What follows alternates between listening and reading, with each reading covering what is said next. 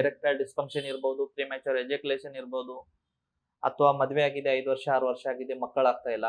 Testosterone ಅಂತ ಪುರುಷರ ಗಂಡಸರ ಹಾರ್ಮೋನ್ ಏನಿದೆ ನೋಡಿ, ಅದನ್ನ ಕಡಿಮೆ ಮಾಡುತ್ತೆ. ಫೀಮೇಲ್ ನಲ್ಲಿ ಆಂಡ್ರೋಜನ್ ಇರುತ್ತೆ ನೋಡಿ, ಅದನ್ನ ಕಡಿಮೆ ಮಾಡುತ್ತೆ. ಸೊ ನಿಮ್ಗೆ ಪುರುಷರಲ್ಲಿ ಟೆಸ್ಟೋಸ್ಟಿರಾನ್ ಕಡಿಮೆ ಆಗಿದ್ರೆ ಏನಾಗುತ್ತೆ, ನಿಮರ್ಕೆ ಕರೆಕ್ಟ್ ಆಗಿ ಬಲ್ಲ. ಫೀಮೇಲ್ಸ್ ನಲ್ಲಿ ನೀವು ಸ್ಮೋಕ್ ಮಾಡ್ತೀರಾ, ತಾವು ಏನ್ ಮಾಡ್ತೀರಾ, ಸ್ಟ್ರೆಸ್ ಮಾಡ್ಕೋತೀರಾ, ಅದರಿಂದ ನಿಮ್ಮ ಆಂಡ್ರೋಜನ್ ಕಡಿಮೆ ಆದ್ರೆ ಏನಾಗುತ್ತೆ, ನಿಮ್ಗೆ ಕ್ಲೈಟೋರಸ್ ನಲ್ಲಿ ಏನ್ ಉದ್ರೇಕ ಬರಬೇಕು, ಎರೆಕ್ಷನ್ ಬರಬೇಕು, ಅದು ಬರಲ್ಲ. ಒಂದ್ಸತಿ ನಿಮ್ಗೆ ಸೆಕ್ಸುಲಿ ವೀಕ್ ಆಗಿದಂಗೆ ಫೀಲ್ ಆಯ್ತಂದ್ರೆ ಅದು ಒಂದು ದೊಡ್ಡ ತಲೆನೋ. ನಮಸ್ಕಾರ ವೀಕ್ಷಕರೇ, ನಾನು ಡಾಕ್ಟರ್ ನಾರಾಯಣ್ ಮೂರ್ತಿಲೆ, ಆಯುರ್ವೇದಿಕ್ ಕನ್ಸಲ್ಟೆಂಟ್, ಆಯುರ್ವೇದಿಕ್ ಸೆಕ್ಸಾಲಜಿಸ್ಟ್, ಬೆಂಗಳೂರಿನಲ್ಲಿ ಪ್ರಾಕ್ಟೀಸ್ ಮಾಡ್ತೀನಿ.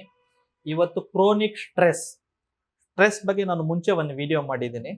ಬಟ್ ಸ್ಟಿಲ್ ನಾನು ಯಾಕೆ ಮಾಡ್ತಾ ಇದ್ದೆ ಅಂದ್ರೆ, ಲಾಸ್ಟ್ ನಾನು 15-20 ಡೇಸ್ ನಲ್ಲಿ ಬರುವ ಪೇಷಂಟ್ ನಲ್ಲಿ ಸ್ಪೆಷಲಿ ಎರೆಕ್ಟೈಲ್ ಡಿಸ್ಫಂಕ್ಷನ್ ಇರ್ಬೋದು, ಪ್ರಿಮ್ಯಾಚುರ್ ಎಜಾಕ್ಯುಲೇಷನ್ ಇರ್ಬೋದು, ಅಥವಾ ಮದುವೆ ಆಗಿದೆ 5 ವರ್ಷ 6 ವರ್ಷ ಆಗಿದೆ ಮಕ್ಕಳಾಗ್ತಾ ಇಲ್ಲ, ಮೋಸ್ಟ್ ಆಫ್ ದ ಪೇಷಂಟ್ ಅಲ್ಲಿ ನಾನು ಮೆನ್ ಏನ್ ಗೊತ್ತಾಗ್ಬಿಟ್ಟಿದೆ ಅಥವಾ ಫೈಂಡಿಂಗ್ಸ್ ನಲ್ಲಿ ಏನ್ ನಾನು ತಿಳ್ಕೊಂಡಿದ್ದೆ ಅಂದ್ರೆ ಸ್ಟ್ರೆಸ್.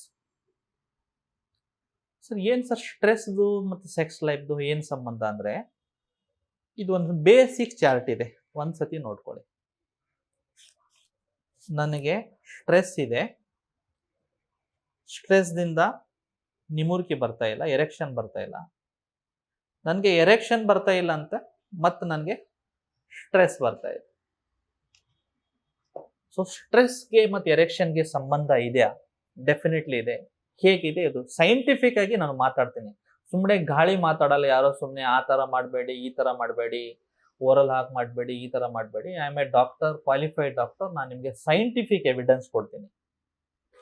ಸ್ಟ್ರೆಸ್ ಬಾಡಿನಲ್ಲಿ ಜಾಸ್ತಿ ಆದ್ರೆ ಏನಾಗುತ್ತೆ ಗೊತ್ತಾ, ಕಾರ್ಟಿಸಾಲ್ ಜಾಸ್ತಿ ಆಗ್ಬಿಡುತ್ತೆ, ಅಡ್ರಿನಲಿನ್ ಜಾಸ್ತಿ ಆಗುತ್ತೆ. ಗೂಗಲ್ ನಲ್ಲಿ ಸರ್ಚ್ ಮಾಡಿ ಕಾರ್ಟಿಸಾಲ್ ಅಂತ. Cortisol is a stressed induce hormone ಅಥವಾ steroid. So what all the side effects of cortisol? Once ನಿಮ್ಮ ಬಾಡಿನಲ್ಲಿ ಕಾರ್ಟೋಜಿಲ್ ಅಂಶ ಜಾಸ್ತಿ ಆದ್ರೆ ಏನೇನದರ ಸೈಡ್ ಎಫೆಕ್ಟ್? ಒಂದು, ಟೆಸ್ಟೋಸ್ಟಿರಾನ್ ಅಂತ ಪುರುಷರ ಗಂಡಸರ ಹಾರ್ಮೋನ್ ಏನಿದೆ ನೋಡಿ, ಅದನ್ನ ಕಡಿಮೆ ಮಾಡುತ್ತೆ. ಫೀಮೇಲ್ ನಲ್ಲಿ ಆಂಡ್ರೋಜನ್ ಇರುತ್ತೆ ನೋಡಿ, ಅದನ್ನ ಕಡಿಮೆ ಮಾಡುತ್ತೆ. ಸೊ ನಿಮ್ಗೆ ಪುರುಷರಲ್ಲಿ ಟೆಸ್ಟೋಸ್ಟಿರಾನ್ ಕಡಿಮೆ ಆಗಿದ್ರೆ ಏನಾಗುತ್ತೆ, ನಿಮರ್ಕೆ ಕರೆಕ್ಟ್ ಆಗಿ ಬಲ್ಲ. ಫೀಮೇಲ್ಸ್ ನಲ್ಲಿ ನೀವು ಸ್ಮೋಕ್ ಮಾಡ್ತೀರಾ, ತಾವು ಏನ್ ಮಾಡ್ತೀರಾ, ಸ್ಟ್ರೆಸ್ ಮಾಡ್ಕೋತೀರಾ, ಅದರಿಂದ ನಿಮ್ಮ ಆಂಡ್ರೋಜನ್ ಕಡಿಮೆ ಆದ್ರೆ ಏನಾಗುತ್ತೆ, ನಿಮ್ಗೆ ಕ್ಲೈಟೋರಸ್ ನಲ್ಲಿ ಏನ್ ಉದ್ರೇಕ ಬರಬೇಕು, ಎರೆಕ್ಷನ್ ಬರಬೇಕು, ಅದು ಬರಲ್ಲ. ಒಂದ್ಸತಿ ನಿಮ್ಗೆ ಸೆಕ್ಸುಲಿ ವೀಕ್ ಆಗಿದಂಗೆ ಫೀಲ್ ಆಯ್ತಂದ್ರೆ ಅದು ಒಂದು ದೊಡ್ಡ ತಲೆನೋ. ಸೊ ಈ ಸ್ಟ್ರೆಸ್ ಏನಿದೆ ನೋಡಿ, ಟೆಸ್ಟೋಸ್ಟಿರಾನ್ ಇರ್ಬೋದು, ಅದನ್ನ ಕಡಿಮೆ ಮಾಡುತ್ತೆ. ಡೋಪಾಮಿನ್ ಅಂತ ಹಾರ್ಮೋನ್ ಇರುತ್ತೆ, feel good hormone. For example, ತಾವೇ ಕ್ರಿಕೆಟ್ ಪ್ಲೇಯರ್, ಈ 1-8 ವರ್ಷ ಕ್ರಿಕೆಟೇ ಆಡಿಲ್ಲ, ಬಟ್ ಎಲ್ಲೋ ಒಂದು ಚಾನ್ಸ್ ಸಿಕ್ತು, ತಾವು ಕ್ರಿಕೆಟ್ ಆಗ್ಬಿಟ್ರೆ ಇಮ್ಮಿಡಿಯೇಟ್ಲಿ ಆ ದಿನ ಒಂದು ಒಳ್ಳೆ ಒಂದು ಬಾಡಿನಲ್ಲಿ ಫುಲ್ ಎನರ್ಜಿ ತರ ಫೀಲ್ ಆಗುತ್ತೆ. ಅಥವಾ ತಾವು ಮ್ಯೂಸಿಕ್ ಲವರ್, ಯಾವುದೋ ಒಂದು ಒಳ್ಳೆ ಹಾಡ ಕೇಳ್ಬಿಟ್ರ ಇಮಿಡಿಯೇಟ್ಲಿ ಆ ಫೀಲ್ ಗುಡ್ ಫ್ಯಾಕ್ಟರ್ ತಮ್ಮಲ್ಲಿ ಬರುತ್ತೆ. ಬಿಕಾಸ್ ಆ ಟೈಮ್ನಲ್ಲಿ ತಮ್ಮ ಬಾಡಿನಲ್ಲಿ ಡೋಪಾಮಿನ್ ಸೀಕ್ರೆಟ್ ಆಗ್ತಾ ಇದೆ. ತಾವು ಫುಡ್ ಲವರ್ ಇದ್ದೀರಿ, ಯಾವುದೋ ಒಂದು ಪರ್ಟಿಕ್ಯುಲರ್ ಫುಡ್ ಯಾವುದೋ ಒಂದು ಏರಿಯಾನಲ್ಲಿ, ಎಷ್ಟೋ ನನಗೆ ಹುಡುಗರು ಹೇಳ್ತಾರೆ, ಸರ್ ನಾವು ಬೆಳಗ್ಗೆ ಇಲ್ಲಿ 6-7 ಗಂಟೆಗೆ ಬಿಡ್ತೀವಿ ಸರ್, ದಾವಣಗೆರೆಗೆ 10:30 11 ಗಂಟೆಗೆ ಹೋಗ್ತೀವಿ, ಬೆಣ್ಣೆ ದೋಸೆ ತಿನ್ಬಿಟ್ಟು ಮತ್ತೆ ಬೆಂಗಳೂರು ಬರ್ತೀವಿ. ಆ ಪರ್ಟಿಕ್ಯುಲರ್ ಫುಡ್ಗೆ ತಾವು ಅಡಿಕ್ಟ್ ಇದ್ದೀರಾ, ಅಥವಾ ಆ ಟೇಸ್ಟ್ ತಿನ್ಬಿಟ್ರೇನೆ ನಿಮ್ಗೆ ಇವತ್ತು ಸಂಡೇ ಆಯ್ತಪ್ಪ, ಸಕ್ಸಸ್ಫುಲ್ ಆಯ್ತು, ಆರಾಮಾಗಿ ಎಂಜಾಯ್ ಮಾಡ್ತೀವಿ. ಆ ಫೀಲ್ ಗುಡ್ ಫ್ಯಾಕ್ಟರ್ ಏನ್ ಬಾಡಿನಲ್ಲಿ ಬರುತ್ತೆ ನೋಡಿ, ಅದು ಡೋಪಾಮಿನ್ ಹಾರ್ಮೋನ್. ಬಟ್ ಈ ಕಾರ್ಟಿಸಾಲ್ ಏನ್ ಮಾಡುತ್ತೆ, ಆ ಡೋಪಾಮಿನ್ ನ ಕಡಿಮೆ ಮಾಡುತ್ತೆ. ಮತ್ತೊಂದು ಹಾರ್ಮೋನ್ ಇದೆ, ಅದ್ರ ಏನಂದ್ರೆ ಎಂಡಾರ್ಫಿನ್. ಈ ಎಂಡಾರ್ಫಿನ್ ಏನ್ ಮಾಡುತ್ತೆ ಗೊತ್ತಾ, ನಮ್ಮ ಬಾಡಿನಲ್ಲಿ ಒಂದು ಪೇನ್ ಕಿಲ್ಲರ್ ತರ ಕೆಲಸ ಮಾಡುತ್ತೆ. ತಮಗೆ ಎಲ್ಲೋ ಒಂದು ಗಾಯ ಆಗ್ಬಿಟ್ಟಿದೆ, ಈಗ ನಿಯರೆಸ್ಟ್ ಮೆಡಿಕಲ್ ಇಲ್ಲ, ಬಾಡಿನಲ್ಲಿನೇ ಬಾಡಿಗೆ ಒಂದು ಡಿಫೆನ್ಸ್ ಮೆಕ್ಯಾನಿಸಮ್ ಇರುತ್ತೆ. ಬಾಡಿ ಏನ್ ಮಾಡುತ್ತೆ, ಇಮಿಡಿಯೇಟ್ಲಿ ಅಲ್ಲಿ ಎಂಡಾರ್ಫಿನ್ ಹಾರ್ಮೋನ್ ಬಿಟ್ಬಿಡುತ್ತೆ ಆ ಪರ್ಟಿಕ್ಯುಲರ್ ಪಾಯಿಂಟ್ ನಲ್ಲಿ ಹೋಗ್ಬಿಟ್ಟು. ಅವಾಗ ಆ ಪೇನ್ಸ್ ಕ್ಯಾರಿಂಗ್ ಏನ್ ಸೆನ್ಸೇಷನ್, ಅದು ನ್ಯೂರೋ ಟ್ರಾನ್ಸ್ಮಿಟರ್ಸ್ ಏನಿದೆ ನೋಡಿ, ಅದನ್ನ ಕವರ್ ಅಪ್ ಮಾಡಿಬಿಡುತ್ತೆ. ಸ್ಲೋಲಿ ಪೇನ್ ಕಡಿಮೆ ಆಗುತ್ತೆ. ಸೊ ಸ್ಟ್ರೆಸ್ಸು ಕಾರ್ಟಿಸಾಲ್ ಆ ಹಾರ್ಮೋನ್ ಅನ್ನು ಕಡಿಮೆ ಮಾಡುತ್ತೆ.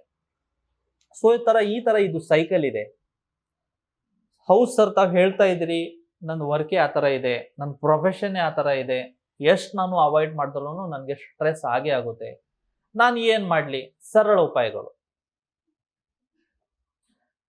ಡೈಲಿ 45 ಮಿನಿಟ್ಸ್ ಬ್ರಿಸ್ಕ್ ವಾಕ್ ಅಥವಾ ನಾರ್ಮಲ್ ವಾಕ್. ಡೈಲಿ ಆಗಿಲ್ಲ ಅಂದರೆ ಅಟ್ಲೀಸ್ಟ್ ವಾರಕ್ಕೆ 5 ದಿನ.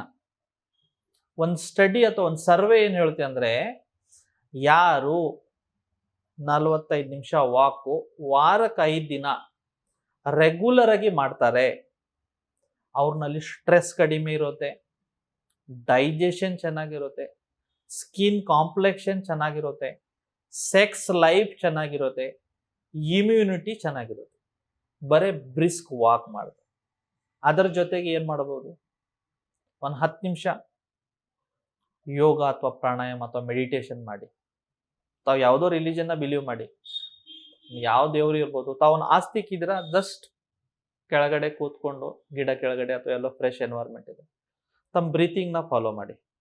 Inhale, hold, exhale. ಶ್ವಾಸನ ಒಳಗಡೆ ತೋಡಿ ಹೋಲ್ಡ್ ಮಾಡಿ ಹೊರಗಡೆ ಬಿಟ್ಬಿಡಿ. ಮೈಂಡ್ ರಿಲ್ಯಾಕ್ಸ್ ಆಗಿಬಿಡುತ್ತೆ. ಒಳ್ಳೆ ನ್ಯೂಟ್ರೋ ಟ್ರಾನ್ಸ್ಮಿಟರ್ ಸೆರೆಟಿನಿನ್ ಇರ್ಬೋದು, ಡೋಪಾಮೈನ್ ಇರ್ಬೋದು, ಎಂಡೋರ್ಫಿನ್ ಇರ್ಬೋದು, ಟೆಸ್ಟೋಸ್ಟಿರಾನ್ ಇರ್ಬೋದು, ಅದು ರಿಲೀಸ್ ಆಗೋಕ್ಕೆ ಸ್ಟಾರ್ಟ್ ಆಗುತ್ತೆ ಬಾಡಿ. ಮತ್ತೊಂದು feel good factor, if you are a music lover, ಯಾವುದೋ ಒಂದು ಒಳ್ಳೆ ಹಾಡ ಕೇಳ್ರಿ, ಅಥವಾ ತಾವು ಡಾನ್ಸ್ ಏನಾದರೂ ತಮಗೆ ಇಷ್ಟ ಇದೆ, ಡಾನ್ಸ್ ಮಾಡಿ. ತಮಗೆ ಅನ್ಸುತ್ತೆ ನಾನು ಕ್ರಿಕೆಟ್ ಆಡಿದ್ರೆ ನನಗೆ ಒಂದು ಫೀಲ್ ಗುಡ್ ಫ್ಯಾಕ್ಟರ್ ಬರುತ್ತೆ ಅಂತ, ಕ್ರಿಕೆಟ್ ಆಡ್ರಿ. ಆ ಒಂದು ವಸ್ತು ಮಾಡಿ, ಅದರದಿಂದ ನಿಮ್ದು ಮೂಡ್ ಚೆನ್ನಾಗಾಗಬೇಕು, ಹ್ಯಾಪಿ ಆಗಬೇಕು. ಏನಿರ್ಬೋದು, ತಾವು ಪೇಂಟಿಂಗ್ ಮಾಡಿ, ಪೇಂಟಿಂಗ್ ಮಾಡ್ಬೋದು. ಇಲ್ಲ ಸರ್ ನನಗೆ ಸ್ವಲ್ಪ ಡ್ರೈವ್ ಮಾಡಿ ಬಂದ್ಬಿಟ್ರೆ ನನಗೆ ಸ್ವಲ್ಪ ಖುಷಿ, ಡ್ರೈವ್ ಮಾಡಬಾರ್ದು. ಬಟ್ ಏನು ಮಾಡಿ, ಸ್ಟ್ರೆಸ್ನ ಕಡಿಮೆ ಮಾಡ್ಕೊಳ್ಳಿ. ಸ್ಟ್ರೆಸ್ಸು ನಿಮ್ಮ ಹಾರ್ಟ್ನ ವೀಕ್ ಮಾಡುತ್ತೆ, ನಿಮ್ಮ ಮೆಮೊರಿ ಪವರ್ನ ವೀಕ್ ಮಾಡುತ್ತೆ, ನಿಮ್ಮ ಕಿಡ್ನಿನ ವೀಕ್ ಮಾಡುತ್ತೆ, ನಿಮ್ಮ ಲಿವರ್ನ ವೀಕ್ ಮಾಡುತ್ತೆ, ಓವರ್ ಆಲ್ ನಿಮ್ಮ ಬಾಡಿ ಇಮ್ಯೂನ್ ಸಿಸ್ಟಮ್ನ ವೀಕ್ ಮಾಡುತ್ತೆ. ಎಷ್ಟೋ ಆಟೋ ಇಮ್ಯೂನ್ ಕಂಡೀಷನ್ ನಾನು ನೋಡಿದ್ದೀನಿ, including cases like psoriasis, stress induced psoriasis. ನನ್ನ ಹತ್ರ ಒಂದು ಪೇಷಂಟ್ ಬಂದಿದ್ನು, ದುಬೈ ಪೇಷಂಟ್. ಅದು ಆ್ಯಕ್ಚುಲಿ ಕೇರಳ ಇಟ್ಟು, but he works in Dubai. ತುಂಬಾ ದಿವಸದಿಂದ ನಾನು ಸರ್ ಸೋರಿಯಾಸಿಸ್ ಇದೆ, ನನಗೆ ಟ್ರೀಟೇ ಆಗ್ತಿರ್ಲಿಲ್ಲ. ಕಂಪ್ಲೀಟ್ ಡೀಟೇಲ್ ಎಷ್ಟು ತೊಗೊಂಡ್ಬೇಡ್ಲೆ, ಮೆನ್ ಪಾರ್ಟ್ ಅವನಿಗೆ ಏನಿತ್ತು, ಸ್ಟ್ರೆಸ್ ಇತ್ತು, ವರ್ಕ್ ಸ್ಟ್ರೆಸ್. ಸ್ವಲ್ಪ ಏನಿದೆ ಅವನಿಗೆ stress reliving Ayurvedic herbal medicine ಕೊಟ್ಟಿದ್ದೆ ನಾನು. ಒಂದು 45 ದಿನ, 60 ದಿನ ತೊಗೊಳಪ್ಪ ಅಂತ. 60 ಡೇಸ್ ತೊಗೊಂಡ್ಬಿಟ್ರೆ ಕಂಪ್ಲೀಟ್ ಸ್ಕ್ಯಾಲ್ಪ್ ಕ್ಲಿಯರ್ ಇದೆ, ಕಂಪ್ಲೀಟ್ ಕೈ ಮೇಲೆ ಸೋರಿಯಾಸಿಸ್ ಅದು ಎಲ್ಲ ಕ್ಲಿಯರ್ ಆಗಿದೆ. Because I have treated his main ಏನು ಪ್ರಾಬ್ಲಮ್ ಇತ್ತು, ಅದರದ್ದು ಬುಡ ಎದರದಿಂದ ಬರ್ತಾ ಇದೆ, ಸ್ಟ್ರೆಸ್ ರಿಲೀವ್ ಆಯಿತು, ಈ ಕಡೆ ಸೋರಿಯಾಸಿಸ್ ಫ್ರೀ ಆಯಿತು. Most of the erectile dysfunction ಇಲ್ಲ ಅಥವಾ ಪ್ರೀ ಮ್ಯಾಚುರ್ ಎಜಾಕ್ಯುಲೇಷನ್ ಇಲ್ಲ, ನಾನು ಏನು ಅಬ್ಸರ್ವ್ ಮಾಡಿದ್ದೀನಿ ಅಂದರೆ 1 or 2 ಟೈಮ್ ಸೆಕ್ಸ್ ಮಾಡಕ್ಕೆ ಹೋಗ್ತಾರೆ, ಎರೆಕ್ಷನ್ ಆಗಲ್ಲ. 3rd ದಿಂದ 4th ದಿಂದ 5th ದಿಂದ ಏನಾಗುತ್ತೆ, ಮೈಂಡ್ನಲ್ಲಿ ಒಂದು ಭಯ ಸ್ಟಾರ್ಟ್ ಆಗುತ್ತೆ. ಇವತ್ತೇನಾದ್ರೂ ನಾನು ಪಾರ್ಟ್ನರ್ ಹತ್ರ ಹೋದ್ರೆ, ಬೈ ಚಾನ್ಸ್ ಉದ್ರೇಕ ಬಂದಿಲ್ಲ ಅಂದ್ರೆ, ಎರೆಕ್ಷನ್ ಬಂದಿಲ್ಲ ಅಂದ್ರೆ, ವೈಫ್ ಏನ್ ತಿಳ್ಕೊತಾರ, ಅಥವಾ ಒಂಥರ ಮುಜುಗರ ಫೀಲ್ ಆಗುತ್ತೆ, ಒಂದು ಇನ್ಸಲ್ಟ್ ತರ ಫೀಲ್ ಆಗುತ್ತೆ. ಸೊ ತಾವು ಆ ಮೂಮೆಂಟ್ ಪಾರ್ಟ್ನರ್ ಹತ್ರ ಹೋದ್ಮೇಲೆ, ಆ ಫೋರ್ ಪ್ಲೇ ಮಾಡುವಾಗ, ಆ ಕಿಸ್ ಮಾಡುವಾಗ, ಆ ಬಾಡಿನ ಟಚ್ ಮಾಡುವಾಗ, ತಾವು ಏನ್ ಮಾಡ್ತೀರಾ, ಮೂಮೆಂಟ್ ನ ಎಂಜಾಯ್ ಮಾಡೋದ್ ಬಿಟ್ಟು ತಮ್ಮ ಎಲ್ಲ ಕಾನ್ಸಂಟ್ರೇಷನ್ ಏನಾಗ್ತಾ ಇದೆ, ಎರೆಕ್ಷನ್ ಆಗ್ತಾ ಇದೆ ಇಲ್ಲ, ಎರೆಕ್ಷನ್ ಆಗ್ತಾ ಇದೆ ಇಲ್ಲ. ಹೀಗಿದ್ರೆ ಏನಾಗುತ್ತೆ, ಬಾಡಿನಲ್ಲಿ ಏನಾಗುತ್ತೆ, ಟೆಸ್ಟೋಸ್ಟಿರಾನ್ ರಿಲೀಸ್ ಆಗಲ್ಲ. ಟೆಸ್ಟೋಸ್ಟಿರಾನ್ ರಿಲೀಸ್ ಆಗಿಲ್ಲ ಅಂದ್ರೆ ನೈಟ್ರಿಕ್ ಆಕ್ಸೈಡ್ ರಿಲೀಸ್ ಆಗಲ್ಲ. ನೈಟ್ರಿಕ್ ಆಕ್ಸೈಡ್ ರಿಲೀಸ್ ಆಗಿಲ್ಲ ಅಂದ್ರೆ ಉದ್ರೇಕ ಬರಲ್ಲ. ಸೊ ಸ್ಟ್ರೆಸ್ಗೂ ಎರೆಕ್ಷನ್ಗೂ, ಸ್ಟ್ರೆಸ್ ದಿಂದ ಎರೆಕ್ಷನ್ ಆಗಿಲ್ಲ, ಎರೆಕ್ಷನ್ ಆಗಿಲ್ಲ ಅಂದ್ರೆ ಮತ್ತೆ ಸ್ಟ್ರೆಸ್ ಆಯ್ತು. ಈ ತರ ಸಂಬಂಧ ಇದೆ. ಸೊ ಸ್ಟ್ರೆಸ್ ಫ್ರೀ ಇರಿ. ಎಷ್ಟೋ ಬಿಜಿ ಶೆಡ್ಯೂಲ್ ಇದೆ, ಒಂದು 2 ಮಂತ್ಸ್ಗೆ, ಒಂದು 3 ಮಂತ್ಸ್ಗೆ, ಒಂದು 4 ದಿನ 5 ದಿನ ಯಾವ ಪ್ಲೇಸ್ನಲ್ಲಿ ಇರ್ತಾರ ಅಲ್ಲಿಂದ ಬಿಟ್ಟು ಸ್ವಲ್ಪ ಬೇರೆ ಪ್ಲೇಸ್ಗೆ ಹೋಗಿ ಬನ್ನಿ. ಚೇಂಜ್ ಆಫ್ ಪ್ಲೇಸ್ ಅಂತಾರೆ. ಎಷ್ಟೋ ತಾವು ಸೈಕಿಯಾಟ್ರಿಷಿಯನ್ ಹತ್ರ ಹೋಗ್ತೀರಾ, ಸೈಕೋಥೆರಪಿಸ್ಟ್ ಹತ್ರ ಹೋಗ್ತೀರಾ, ಅಥವಾ ಸೈಕೋಲಜಿಸ್ಟ್ ಹತ್ರ ಹೋಗ್ತಾರೆ. ಅವ್ರು ಏನು ಹೇಳ್ತಾರೆ, ಸ್ವಲ್ಪ ಚೇಂಜ್ ಆಫ್ ಪ್ಲೇಸ್ ಮಾಡಿ, ಸ್ವಲ್ಪ ಒಬ್ಬರೊಬ್ರಿಗೆ ಟೈಮ್ ಕೊಡಿ, ಸ್ವಲ್ಪ ಒಬ್ಬರೊಬ್ಬರಿಗೆ ಅಂಡರ್ಸ್ಟ್ಯಾಂಡ್ ಮಾಡಿ, ಮಿಸ್ಅಂಡರ್ಸ್ಟ್ಯಾಂಡಿಂಗ್ನ ಅವಾಯ್ಡ್ ಮಾಡಿ, ಹೆಲ್ದಿ ಬ್ಯಾಲೆನ್ಸ್ ಡಯಟ್ ತೊಗೊಳ್ಳಿ. ಸ್ಮೋಕ್ ಅಥವಾ ಡ್ರಿಂಕ್ಸ್ ಮಾಡ್ತೀರ ಅಂದ್ರೆ ಅದು ಕಡಿಮೆ ಮಾಡಿ. If in case non veg ಜಾಸ್ತಿ ತಿಂತೀರಂದ್ರೆ ಅದಕ್ಕೆ ಸ್ವಲ್ಪ ಕಡಿಮೆ ಮಾಡಿ. ಸ್ವಲ್ಪ ಯಾವುದೋ ಒಂದು ಪಿಲ್ಗ್ರಿಮೇಜ್ ಪ್ಲೇಸು ಅಥವಾ ಯಾವುದೋ ಒಂದು ಧಾರ್ಮಿಕ ಸ್ಥಳನ ಹೋಗಿ ಭೇಟಿ ಮಾಡಿ, ಒಂದು ಪಾಸಿಟಿವ್ ವೈಬ್ಸ್ ಬರಲಿ. ಯಾಕೆ ಹೇಳ್ತಾ ಇದ್ದಾರೆ ಅಂದ್ರೆ ಸೈನ್ಸ್ ಕೂಡ ಗೊತ್ತಾಗ್ಬಿಟ್ಟುತ್ತೆ ಇವೆಲ್ಲ ಸ್ಟ್ರೆಸ್ದಿಂದ ಇಷ್ಟೆಲ್ಲ ಪ್ರಾಬ್ಲಮ್ ಇದೆ ಅಂತ. ಸೊ ಬರೀ ಚೇಂಜ್ ಆಫ್ ಪ್ಲೇಸು, ಬರೀ ಒಂದು ಒಳ್ಳೆ ಮ್ಯೂಸಿಕ್ಕು, ಒಂದು ಒಳ್ಳೆ ಮೂವಿ, ಒಂದು ಒಳ್ಳೆ ಸೀನ್ರಿ ನೋಡ್ಬಿಟ್ರೆ ಸ್ಟ್ರೆಸ್ ರಿಲೀವ್ ಆಗುತ್ತೆ. ನಾನು 4th or 5th ಸ್ಟ್ಯಾಂಡರ್ಡ್ನಲ್ಲಿ ಇದೆ, ನನ್ನ ಒಂದು ಚಾಪ್ಟರ್ ಇತ್ತು ನಮಗೆ. ಏನಂದ್ರೆ ಒಂದು ಆಥರ್ ಏನ್ ಮಾಡ್ತಾನೆ, ಲದ್ದಾಖ್ ಹೋಗ್ತಾನೆ, ಕಾಶ್ಮೀರ್. ಆ ಕಾಶ್ಮೀರ್ ಹೋಗ್ಬಿಟ್ಟು ಅವನು ಬುಕ್ ಬರಿತಾ ಇರ್ತಾನೆ. ಒಂದು 15 ದಿನ 20 ದಿನ ಅಲ್ಲಿ ಎಲ್ಲ ಏನ್ ಲೋಕಲ್ ಇರ್ತಾರೆ ಅಲ್ಲ, ನೋಡ್ತಾರೆ ಅವನಿಗೆ. ನೋಡ್ಬಿಟ್ಟು ಅವನಿಗೆ ಕೇಳ್ತಾರೆ, ಸರ್ ತಾವು ಕೆಲಸ ಏನ್ ಮಾಡ್ತೀರಾ ಅಂತ. ಅವನು ಹೇಳ್ತಾನೆ, ನಾನು ಬುಕ್ ಬರಿತೀನಿ ಅಂತ. ಹೌದು, ತಾವು ಬುಕ್ ಬರೀತಾರ, ಓಕೆ, ಬಟ್ ಕೆಲಸ ಏನ್ ಮಾಡ್ತೀರಾ ಅಂತ.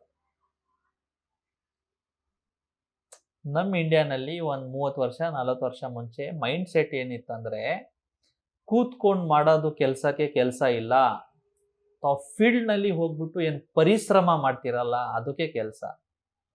ಆ ಟೈಮ್ನಲ್ಲಿ ಯಾರೋ ಒಂದು ಬುಕ್ ಬರಿತಾ ಇದ್ರೆ ಆಥರ್ ಕ್ಲಿಯರ್ಲಿ ಮೆನ್ಷನ್ ಮಾಡ್ತಾ ಇದ್ದಾನೆ, ನಂದು ಏನು ವರ್ಕ್ ಇದೆ, ನಾನು ಏನು ರೈಟರ್ ಇದ್ದೀನಿ, ನಾನು ಏನು ಬುಕ್ ಬರಿತಾ ಇದ್ದೀನಿ ನೋಡಿ, ಆ ಜನರಿಗೆ ಅದು ಕೆಲಸ ಇಲ್ಲ, ಇದು ಏನು ಕೂತ್ಕೊಂಡು ಮಾಡೋದು, ಇದರಲ್ಲಿ ಏನು ನಿಮ್ಮ ಬಾಡಿದ ಎನರ್ಜಿ ವೇಸ್ಟ್ ಆಗ್ತಾ ಇದೆ. ಬಟ್ ಏನಂದ್ರೆ ತಾವು ಎಷ್ಟು ತಮ್ಮ ಮೈಂಡ್ನ ಇನ್ವಾಲ್ವ್ ಮಾಡಿಬಿಟ್ಟು ಯಾವಾಗ ವರ್ಕ್ ಮಾಡ್ತೀರಾ ನೋಡಿ, ನೀವು ಫಿಸಿಕಲ್ ವರ್ಕ್ ಮಾಡಿಬಿಟ್ಟು ಅಷ್ಟು ಟೈರ್ಡ್ ಆಗಲ್ಲ, ಬಟ್ ಮೆಂಟಲ್ ವರ್ಕ್ ಮಾಡಿಬಿಟ್ಟು ಅಷ್ಟು ಫೆಟಿಗ್ ಆಗ್ತೀರಾ. ಅದಕ್ಕೆ ಸ್ಟ್ರೆಸ್ನ ಅವಾಯ್ಡ್ ಮಾಡಿ.